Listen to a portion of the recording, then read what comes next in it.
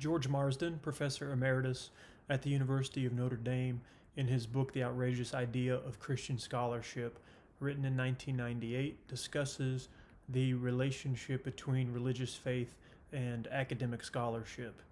He highlights that American universities have evangelical roots, but over time there has been a secular system kind of take control that is now hostile to Christianity and faith being used in the academic arena. He argues that race and gender and class are often taken into consideration, but an academic's faith is supposed to be left at the doorstep and dismissed as irrelevant. What he argues in this book is that American higher education should be more open to expressions of faith and should accept what faith means and the implications it has for academic scholarship. He believes it makes a difference in scholarship, campus life, and in many other ways. Basically, Christianity deserves a seat at the academic table. He argues that Christianity is met with more stipulations and restrictions than other schools of thought. For example, he mentions how Freudian or Marxist thinkers are not met with the same criticism or burdens of proof. He says that the contemporary university stigmatizes faith-based or faith-informed scholarship.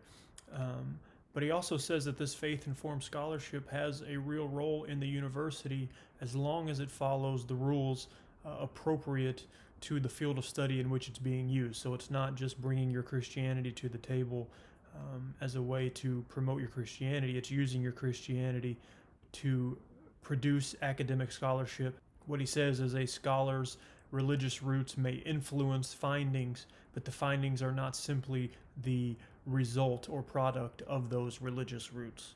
Finally, he also argues that this type of scholarship enhances the life of the university community, and that it's impossible to separate a scholar from his or her belief in Christianity. It's impossible for that person not to bring those beliefs into the classroom or into the research circle. Basically, he says if a Marxist thinker or a Freudian thinker or a feminist thinker can identify their ideologies in their study, then a Christian should be able to do the same. Marsden kind of highlights the hypocrisy that exists within the academic structure. There has been a trend or movement away from absolutes, and so they want to take Christianity out of the academic realm, lumping it in with what they call religious studies. But he argues that this is unhistoric, it's not academic to have that attitude. And in the name of having no absolutes, they're saying that there is absolutely no place for Christianity at the seat of discussion. And not only is it a book toward the critics of Christianity in the academic realm, it's also a book that is writing to the Christian scholar. And so he is saying that if you want to have your seat at the table or in the public square, then Christian scholars need to produce work worth listening to or reading. It can't be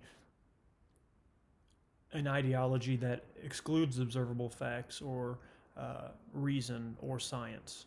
Marsden shows how Christian scholars can utilize their faith in the academic arena. He basically says if diversity can be accepted academically in the name of gender, class, race, ethnicity, sexuality, or any other methodology, why can't Christianity be accepted as one of these worldviews as well? The bottom line is that Christianity does deserve a seat at the table. It doesn't have to play the background to any other thought process or ideology or methodology. The university system is rooted in Christianity, especially in America, and you can't say that Christianity doesn't belong.